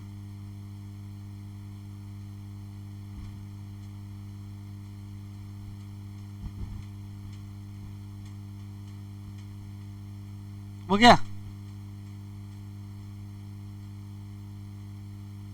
साइड हेडिंग डालिए टाइप ऑफ क्रोमोसोम, यहां से खूब सवाल आते हैं और मुफ्त के सवाल हैं।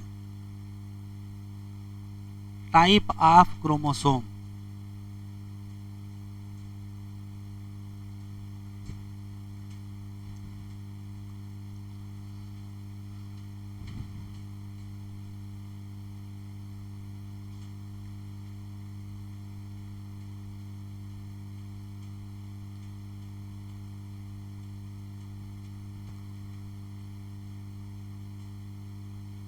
बताएं, टाइप ऑफ क्रोमोसोम। अभी लिखिएगा नहीं, देखिएगा इधर।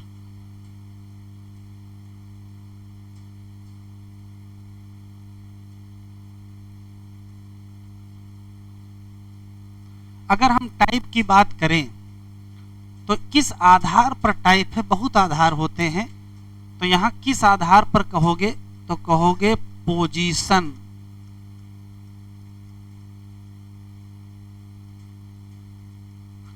आप सेंट्रोमियर, सेंट्रोमियर की पोजीशन के आधार पर पहला जो टाइप है वो है मेटासेंट्रिक। Metacentric chromosome. अभी लिखे नहीं, देखें इधर। होता यह है कि ये मान लेते हैं कि मेटासेंट्रिक क्रोमोसोम है। तो मेटासेंट्रिक क्रोमोसोम में दो क्वेश्चन है केवल बस। पहला सवाल ये है कि इसका जो सेंट्रोमियर है वो सेंटर में है। जब सेंट्रोमियर सेंटर में होंगे तो दोनों आर्म की लंबाई क्या होगी, बराबर होगी। इसी नाते इसका नाम क्या पड़ गया, मेटासेंट्रिक। तो दो क्वेश्चन यहां लिखेंगे, एक है सेंट्रोमियर एट क्या, सेंटर, और दूसरा क्वेश्चन है इक्वल लेंथ ऑफ बोथ क्या, आर्म। तो दोनों आर्म बराबर होंगे, सेंट्रोमियर सेंटर में होगा, तो आंसर क्या रखना पड़ेगा, मेटासेंट्रिक रहना पड़ेगा। अभी सुन लो फिर लिख लेना। दूसरा है सब मेटासेंट्रिक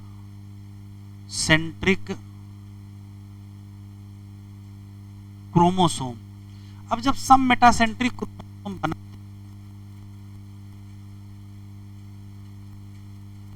तो अंतर दिख रहा है क्या, कि जो सेंट्रोमियर है वो बिल्कुल सेंटर में नहीं है, वो थोड़ा सा सेंटर से दूर है। सेंटर से दूर है लेकिन किनारे के करीब नहीं है। किनारे के करीब पहुंचा दोगे आंसर बदल जाएगा। तो सेंट्रोमियर कहाँ है, तो कहोगे सेंटर से थोड़ा दूर है। अब जब सेंटर से थोड़ा दूर होगा तो एक आर्म छोटी हो जाएगी, एक आर्म बड़ी। तो जैसे आर्म छोटी फिर नाम बताना पड़ेगा। ये जो छोटी वाली आर्म है इसको कहते हैं पी आर्म, और जो बड़ी वाली आर्म है इसे कहते हैं क्यू आर्म। ये कौन सी है, पी आर्म, और ये कौन सी है, क्यू आर्म। ये आया हुआ सवाल है। पी आर्म कौन सी है, तो कहोगे छोटी आर्म है, और क्यू का लॉन्गर आर्म है। एनसीईआरटी में दिया नहीं है, एक बार भी जल्दी 2019 या 20 में ये पूछा गया था कि छोटी और बड़ी आर्म के नाम क्या है। तो छोटी आर्म को पी आर्म, बड़ी आर्म को क्यू आर्म। फुल फॉर्म, तो पी का मतलब होता है पेटिट, और पेटिट शब्द का मतलब होता है छोटा। क्यू का फुल फॉर्म, क्यू का कोई फुल फॉर्म नहीं, पी के बाद क्यू आता है तो उसका नाम रख दिए हैं बस। रियल में क्या है, पी का फुल फॉर्म है। तो पी फुल फॉर्म किसका है, पेटिट का है। ठीक, एक क्वेश्चन। तो मेटासेंट्रिक क्रोमोसोम के सवाल बताएं जरा कौन कौन से होंगे। तो बताएंगे पहला सेंट्रोमियर। अभी लिखो ना, ये सुन लो फिर लिख लीजिएगा। कहां है,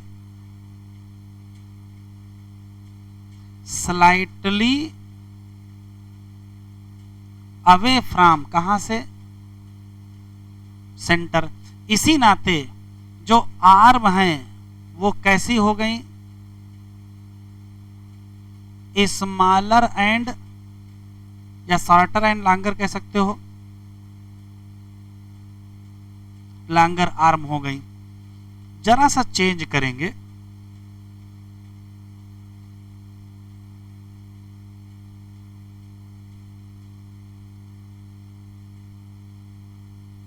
acrocentric chromosome.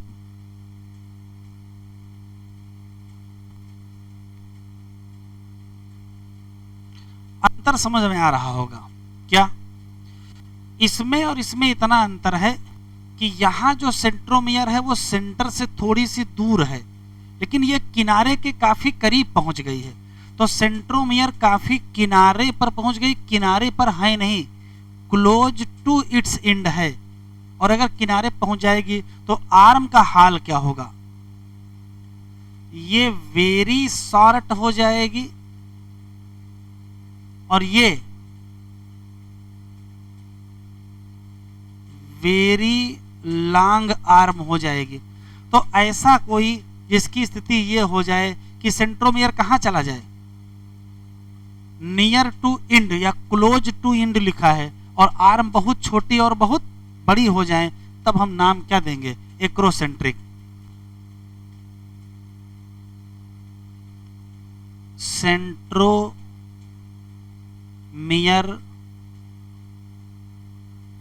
Close to its end, उसके किनारे पहुंच गए, और जो आर्म है उनका हाल है कि वेरी क्या हो गए? शॉर्ट एंड वेरी क्या हो गए? लॉन्ग। अभी लिखो नहीं, सुन लो।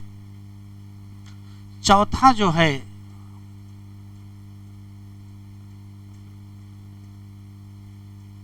टीलोसेंट्रिक क्रोमोसोम है। टीलोसेंट्रिक क्रोमोसोम की अगर खास बात यह है, यह ऐसा स्ट्रक्चर है, मतलब सेंट्रोमियर कहां पहुंच गया? एंड पर ही हो गया। इसको टर्मिनल सेंट्रोमर भी कहते हैं। सेंट्रोमियर एट एंड, या इसी को क्या कहते हैं? Terminal centromere. अब चारों पर अगर आप नजर डालेंगे और एनाफेज में देखेंगे तो देखो ऐसे बनेगा। अगर हम एनाफेज की बात करें तो क्रोमोसोम का जो शेप होगा ये इधर की तरफ खींचा जा रहा है। जब खींचेंगे तो आर्म दोनों पीछे जाएंगे। चूंकि दोनों आर्म बराबर हैं तो शेप वी शेप है। फिर यहां देखो, ये कौन सा शेप है? ये अब जब इसको खींचोगे तो ये शेप बनेगा एल शेप। अच्छा, इसको देखो, ये कौन सा है? तो इसको जे शेप कहते हैं। तो ध्यान सुनिएगा, इसमें आर्म बराबर है तो शेप वी है, इसमें आर्म एक छोटी एक बड़ी है तो एल शेप, और इसमें आर्म बहुत छोटी बहुत बड़ी है तो जे शेप। तो शेप बताओ कौन सा होगा? तो यहां कौन सा कहोगे? V shape. यहां कौन सा? L shape. और यहां कौन सा? जे शेप। तो यहां कहा जाता है कि ये आई शेप है। कौन सा है? आई शेप। अभी लिखो नहीं, सुन लो, ध्यान से सुनिएगा। अगर कहा जाए P by Q equal to 1 तो क्या है? तो अगर ये दोनों बराबर हैं इसका मतलब कौन सा क्रोमोसोम है? इसका मतलब मेटासेंट्रिक है। और अगर P बाई क्यू क्या हो जाए? 1 से कम, तो वास्तव में लॉन्ग आर्म ऊपर लिखी जाती Q बाई P होता है। Q बाई P होता है। तो Q बाई P अगर 1 है तो मेटासेंट्रिक, और Q बाई P अगर मोर देन 1 है, तो अगर मोर देन 1 है तो या तो मेटासेंट्रिक, सॉरी सब मेटासेंट्रिक, या तो क्या हो जाएगा? एक्रोसेंट्रिक। एक क्वेश्चन है, आर्म रेशियो एनसीईआरटी में दिया नहीं है, तो आर्म रेशियो क्या होता है? लॉन्ग आर्म अपान शॉर्ट आर्म होता है। लॉन्ग आर्म का मतलब Q और शॉर्ट आर्म का मतलब P। आर्म रेशियो क्या होता है? तो अगर 1 मिल गया तो कहोगे मेटासेंट्रिक, और अगर 1 से ज्यादा मिल गया तो आंसर सम मेटासेंट्रिक या फिर क्या मिलेगा, एक्रोसेंट्रिक। तो एक क्वेश्चन और मिल गया। आर्म रेशियो,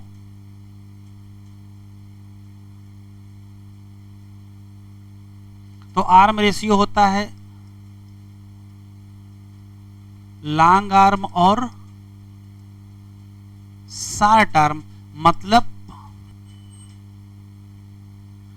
क्या भैया, कट्टा वट्टा लेके आए हो क्या?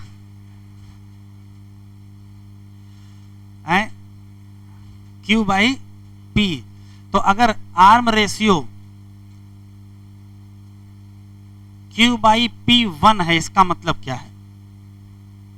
इसका मतलब है मेटा सेंट्रिक। और अगर Q by P more than 1 है, इसका मतलब तो या तो क्या मिलेगा,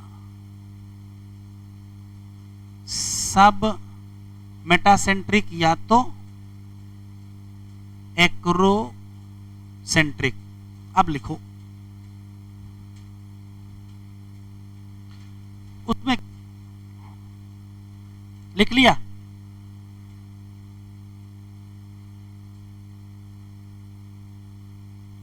एक लाइन और लिख लो, टीलोमर।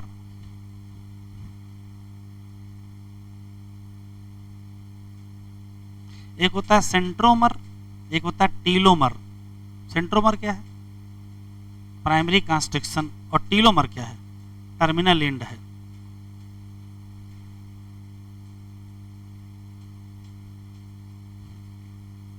छोटा सा बना लो, ये है टीलोमर। क्या कर रहे हो भैया, बर्तन काहे भाग रहे हैं, अभी टाइम नहीं हुआ है।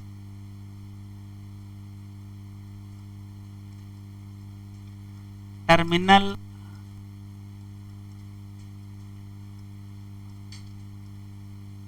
And of chromosome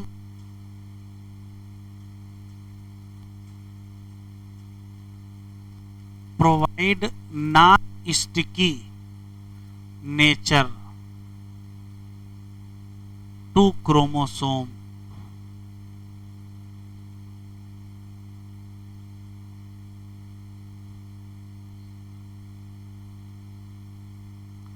have telomeric DNA, और इससे क्या बनेगा, आरएनए, और इससे क्या बनेगी, प्रोटीन, से बनेगा एंजाइम। कौन सा, टीलोमेरेज।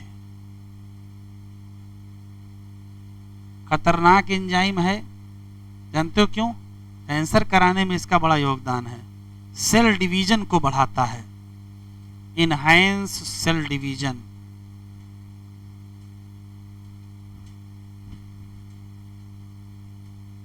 ठीक है, तो सेल डिवीजन ये ज्यादा ना कराने पाए, इसका डिस्कशन हम लोग कैंसर में करेंगे। अब खोलो एनसीईआरटी, बहुत पढ़ डाले हो आज। अच्छा वो भी खत्म, हाँ लाओ दो वो भी पढ़ा लेते हैं। चलो हेडिंग डालो, माइक्रो बॉडीज। माइक्रो का मतलब छोटा, बॉडी का मतलब बॉडी, छोटी बॉडी। हो गया माइक्रो बॉडी। एक लाइन एनसीईआरटी वाले इसे लग रहा है एहसान किए हैं माइक्रो बॉडी पर, हैं?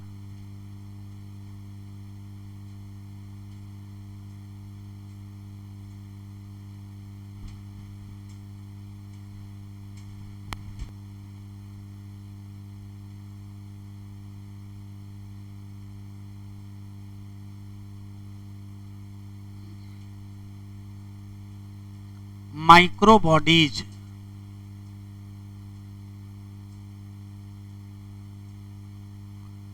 क्या लिखा है एनसीईआरटी में,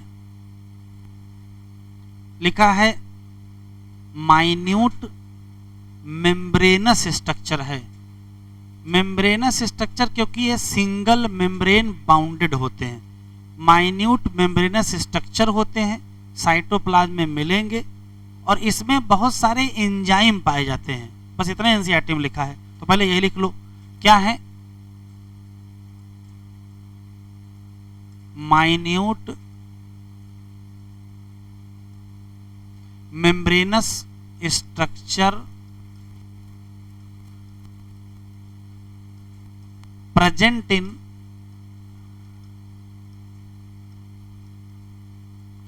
साइटोप्लाज्म। मेम्ब्रेनस है तो ये बता दीजिएगा क्या, सिंगल मेम्ब्रेन होती है। दूसरा सवाल है हैव सेवरल एंजाइम। बताओ कौन सा एंजाइम होता है? एंजाइम, तो एंजाइम यहां मिलेगा पर ऑक्सीडेज, कैटालेज।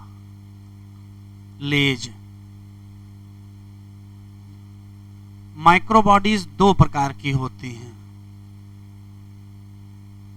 एक का नाम पर ऑक्सीसोम और एक का नाम ग्लाई ऑक्सीसोम। बस क्वेश्चन याद रखिएगा, पर ऑक्सीसोम ग्लाइकोलेट साइकिल या C2 साइकिल या फोटो रेस्पायरेशन में इन्वॉल्व है। याद है फोटो रेस्पायरेशन? फोटो रेस्पायरेशन में 3 ऑर्गेनेल इन्वॉल्व है, माइटोकॉन्ड्रिया, क्लोरोप्लास्ट और पराक्सीसोम। तो ये किस में इन्वॉल्व है? तो कहोगे ग्लाइकोलेट पाथवे या C2 पाथवे या फोटो रेस्पायरेशन।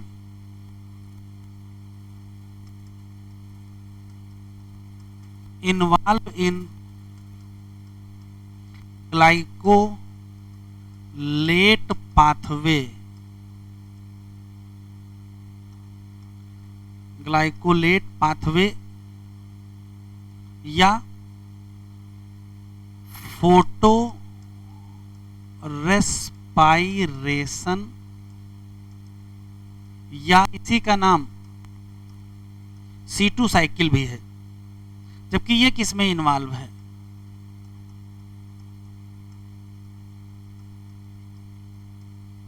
ग्लाइऑक्जिलेट साइकिल या पाथवे। ये किस में है? ग्लाइकोलेट। ये किस में है? ग्लाइऑक्जिलेट। फर्क समझ लीजिए, ये वास्तव में बीटा ऑक्सीडेशन है फैटी एसिड का। फैटी एसिड का बीटा ऑक्सीडेशन केवल प्लांट में होता है, इसी नाते ये ऑर्गेनेल कहाँ है? केवल प्लांट में है। या बीटा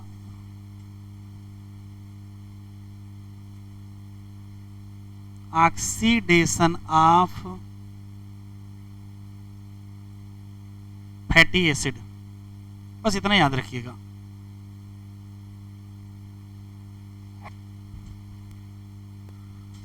अगले लेक्चर पर हम लोग बायोमॉलिक्यूल स्टार्ट करेंगे और मिनिमम उस चैप्टर से 5 सवाल आएंगे। देखो कितनी कहानी है यहाँ। न्यूक्लियस को सेल ऑर्गेनेल की तरीके से सबसे पहले किसने बताया और कब बताया? लेकिन उसके अंदर के मटेरियल को किसने स्टेन किया? फ्लेमिंग। किससे स्टेन किया? Basic dye. क्या नाम रखे? क्रोमैटिन। कौन सा न्यूक्लियस?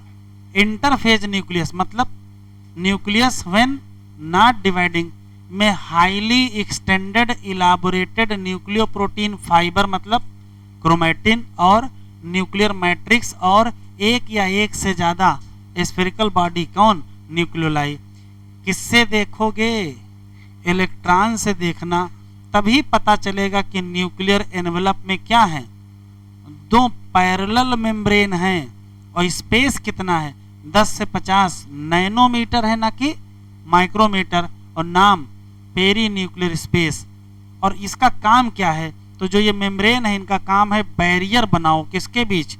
उस मटेरियल जो न्यूक्लियस के अंदर है और कहाँ है? साइटोप्लाज्म।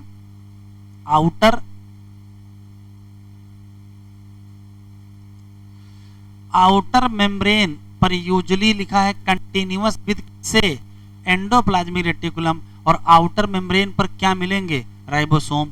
कुछ जगहों पर nuclear envelope interrupted by pore, बनते कैसे ये टिक कर लो, form by fusion of two membrane. In nuclear pore की जिम्मेदारी है कि रास्ता दो किसको, आरएनए को और प्रोटीन, और किस दिशा में, तो कहोगे दोनों दिशा में, लेकिन किसको नहीं रास्ता देना है, डीएनए को। नॉर्मली कितने न्यूक्लियस होते हैं, एक होता है, लेकिन नंबर ऑफ न्यूक्लियाई वेरिएबल होते हैं। कह रहा बता सकते हो उनके नाम जिसमें एक से ज्यादा हो, तो हमने 4 एग्जाम्पल आपको लिखा दिए हैं। कुछ मैच्योर सेल में न्यूक्लियस नहीं होता, जैसे एरिथ्रोसाइट में नहीं होता और स्यूब ट्यूब में नहीं होता है। कह रहा क्या मानते हो इनको, लिविंग या नॉन लिविंग, तो क्या मानेंगे, लिविंग। न्यूक्लियर मैट्रिक्स या न्यूक्लियोप्लाज्म में न्यूक्लियोलस मिलेगा और क्रोमैटिन मिलेगा। न्यूक्लियोलाई क्या है, तो कहोगे स्फेरिकल स्ट्रक्चर है, कहाँ प्रेजेंट है, न्यूक्लियोप्लाज्म। कंटेंट ऑफ न्यूक्लियोलस किससे जुड़ा है, तो कहोगे न्यूक्लियोप्लाज्म से। क्यों जुड़ा है, नॉट मेम्ब्रेन। यही वो जगह है जहां क्या बनेगा, राइबोसोमल आरएनए। तो अगर बड़े बड़े और ढेर सारे क्या मिल गए, न्यूक्लियोलाई मिल गए, इसका मतलब सेल क्या कर रही है, प्रोटीन सिंथेसिस। अगर आपको पहले से हो सकता कुछ याद हो कि इंटरफेज न्यूक्लियस में क्या मिलेगा, लूज और क्या, इनडिस्टिंक्ट, क्या, नेटवर्क, किसका, तो नाम उसका क्या है, क्रोमैटिन। लेकिन during different stage of cell division क्या मिलेगा, क्रोमोसोम। किसकी जगह मिलेगा, न्यूक्लियस। क्रोमैटिन में मिलेगा डीएनए और क्या मिलेगा, बेसिक प्रोटीन। ये 2 मेन है, और कौन सी, हिस्टोन। लेकिन कुछ क्या मिल जाएंगे, और कुछ क्या मिल जाएगा, आरएनए। एक सिंगल ह्यूमन सेल में लगभग कितना, एग्जैक्ट वैल्यू 2.2 मीटर डीएनए है, और इसी डीएनए से कितने बनेंगे, 46 या 23 पेयर। कहाँ पढ़ेंगे, क्लास 12th में। यहां देखो लिखा है एवरी, सभी क्रोमोसोम में क्या मिलेगा, तो प्राइमरी कॉन्स्ट्रिक्शन मिलेगा या सेंट्रोमियर। और क्रोमोसोम दिखाई कब पड़ेगा, डिवाइडिंग। और उसी सेंट्रोमियर के साइड में डिस्क मिलेगा, नाम काइनेटोकोर। सेंट्रोमियर की जिम्मेदारी है होल्ड करो क्या, दोनों क्रोमैटिड। कह रहा based on position of centromere chromosome can be classified into 4 type. पहला मेटासेंट्रिक, स्पष्ट याद रखिएगा, मिडिल सेंट्रोमियर। तो जैसे सेंटर में सेंट्रोमियर गया वैसे क्या बनेंगे, इक्वल आर्म, खत्म। सम मेटासेंट्रिक क्रोमोसोम, क्या लिखा है, सेंट्रोमियर, ये स्पष्ट याद रखेंगे, अवे फ्रॉम सेंटर या अवे फ्रॉम मिडिल। तो एक छोटी आर्म बन जाएगी और एक बड़ी आर्म बन जाएगी। फिर आओगे एक्रोसेंट्रिक में, क्या लिखा है, सेंट्रोमियर सिचुएटेड, ये याद रखिएगा, क्लोज टू इट्स एंड। तो एक बहुत छोटी हो जाएगी और एक बहुत बड़ी हो जाएगी। जबकि टीलोसेंट्रिक में क्या मिलेगा, टर्मिनल। डायग्राम देख लो, ये कौन सा क्रोमोसोम है, अरे ये सेट क्रोमोसोम है। ये क्या है, सेट क्रोमोसोम है। सेट क्रोमोसोम है तो ये वाला प्राइमरी कॉन्स्ट्रिक्शन, यहाँ वाला क्या हो जाएगा, सेकेंडरी। अब देखो इसी का नाम सेकेंडरी कॉन्स्ट्रिक्शन बताए हैं और इसी का नाम सैटेलाइट बताएं, ये कैसे हो सकता है। तो सेकेंडरी कॉन्स्ट्रिक्शन ये है, ठीक है, ये सेंट्रोमियर है। हाँ ये छोटा ये बड़ा है, अब क्या हो जाएगा, अब ये सब मेटासेंट्रिक, ये कौन सा है, ये भी सब मेटासेंट्रिक ही है। ये वाला कौन है, तो ये एक्रोसेंट्रिक। यहाँ कौन सा नहीं दिया है, टीलो नहीं दिया। ये मत समझ लेना कि हाँ यहाँ 4 दिए हैं तो काउंटिंग करें, मेटासेंट्रिक सब मेटासेंट्रिक ऐसे करते जाएं, ठीक है। फिर भी इसको हम मेटासेंट्रिक मानेंगे, इसको सब मेटासेंट्रिक मानेंगे, इसको भी सब मानेंगे और इसको क्या मानेंगे, एक्रोसेंट्रिक।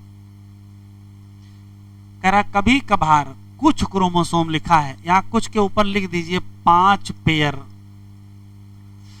नॉन स्टेनिंग होगा, सेकेंडरी कॉन्स्ट्रिक्शन होगा, कांस्टेंट लोकेशन होगा और यहाँ स्मॉल फ्रेगमेंट बनेगा, उसका नाम तो क्रोमोसोम, सेट क्रोमोसोम। ढेर सारी होंगी लेकिन क्या, मेम्ब्रेन बाउंडेड होंगी, क्या माइन्यूट होंगी, वेसिकल, नाम क्या माइक्रोबॉडी, काम क्या एंजाइम, कहाँ प्रेजेंट प्लांट और एनिमल। हाँ ये लाइन छूट गई थी, प्लांट और एनिमल दोनों में। माइक्रोबॉडीज दोनों में है, ग्लाइऑक्सिसोम प्लांट में है। चैप्टर कंप्लीट हो गया। अगले लेक्चर पर पढ़ाएंगे बायोमॉलिक्यूल।